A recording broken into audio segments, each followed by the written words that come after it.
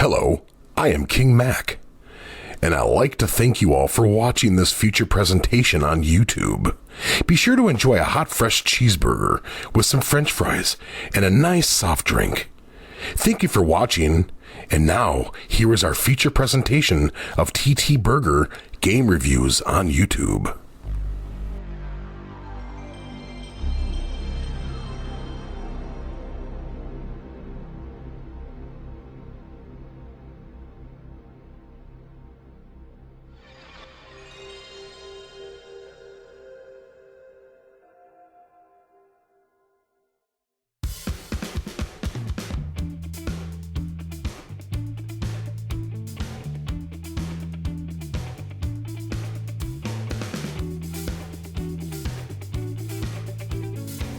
Welcome back, my friends.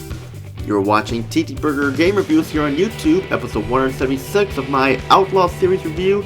We're at the final part here, and this is episode 176, part 3 of 3.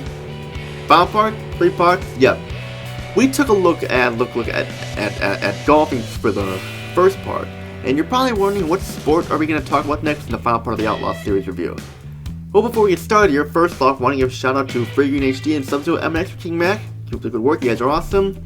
And before we can even get started, let's go to the TTBurger grill here to get it hot and fresh off the grill. Here is a TTBurger recap to show you all what you missed in part 2, and I took a look at Outlaw Volleyball Remix for the PlayStation 2, which was a 2-year-old port of the Xbox game Outlaw Volleyball. Gave it a 7.5 out of 10 because it was a good game, but just that there were some problems with the difficulty and the graphics and some frame issues and stuff like that here and there. But it was still a good game overall if you like Daylight Extreme Beach Volleyball and Summer Heat Beach Volleyball and stuff there, so this game will not disappoint you at all. But now we're going to zoom ahead to the summer of 2005. Summertime to be exact. And we're going to be talking about tennis this time. First we showed you golf. Then we got volleyball, and now we're going to look at tennis here. Let's take a look at Outlaw Tennis for the PlayStation 2 and the Xbox, released on July 26, 2005. Now, at first, I hated this game when I first got it, because it was very hard, but I knew deep down there was a good game still in it. So I kept playing and saw the goodness that this game had to offer, and it is a good game, but Outlaw Golf 2 and Outlaw Volleyball Remix were slightly better. But hey, if you like tennis games and you want a hokey tennis game that doesn't take itself seriously at all, then look no further than here, because we got a good package here, especially when it comes to the game.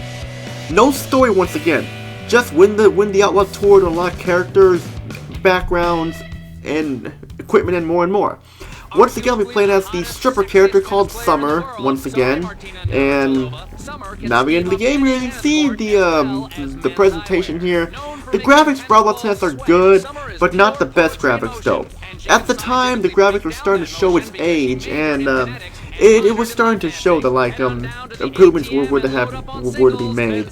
But I mean the character models look great, but once again, the backgrounds are not the best. They're looking last gen with the foliage and everything like that, and with the lighting and stuff as well.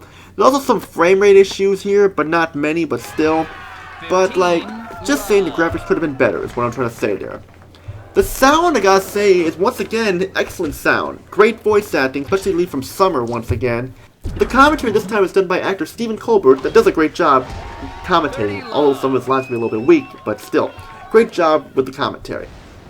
Kick-ass music once again that I cannot play due to copyright reasons, but still kick-ass rock and roll music fits the game really well, and that's what you got for the sound there. Gameplay in Outlaw Tennis, good, but there are some problems that hold it back once again. I will say this much, that getting the goods out of the way, Outlaw Tennis is a solid tennis game with either one-on-one or double-team tennis.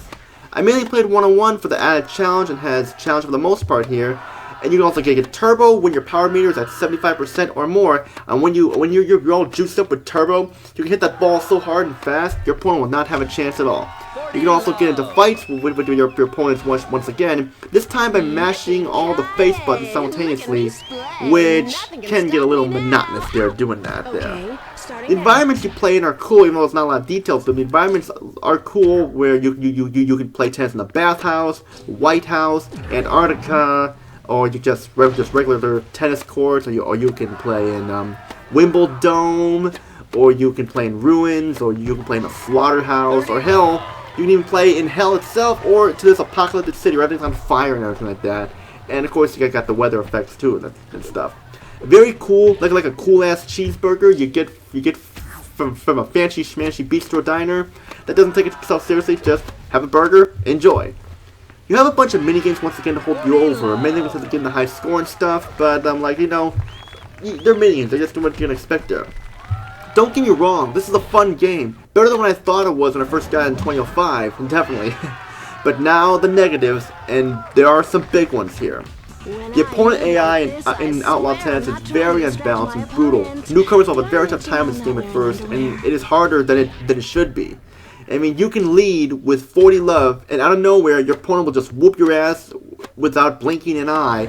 And if you're not fast enough, you're gonna lose a lot. I mean, just be sure you hold down the L1 button to give your ball an extra bounce there and stuff to help you win. I mean, you don't need to do it, but just still yeah. Thankfully, Turbo Boat can help you and stuff, and thankfully after some time playing with practice makes perfect, say, you'll get better. Another problem is that certain characters from the other Outlaw games are missing. There's no Harvest, no Trixie, they're nowhere to be found. And while there's some new characters here this time, some of the new characters are not all that interesting, like Ball Boy and stuff like that. It's very much this nerd and stuff that always gets himself in trouble, and just like this character name. You got this punk rocker and this character called Aphrodite. He's supposed to be like a rap R&B diva, and you got Kiku, this like J-pop person who is probably the best new character of the bunch, but that's not really saying much there. The controls, while they are smooth, can be unresponsive at times when trying to hit the ball, because sometimes you'll hit the button and it won't even work. I mentioned the graphics with the frame rate and the new characters there, and just final thoughts here is Outlaw Tennis is still a good game, but just compared to the other two were slightly better. But this game should still give you a lot of content to play if you like tennis games, stuff like that. Due to the complaints I have, 7 out of 10 is the best score I can give this game, because yeah, some of the problems are affected, but still, fun tennis game overall, definitely. And that's it for the Outlaw Series review here of the 3 games here. We're getting closer and closer to that 200th episode, which I have something special planned for. Next episode is 177, which will be another multi-part review, so look out for that. I will get back and do some single-part reviews soon. I just want you to know that there, because there are a lot of single-part games I want to review there, so then look out for that.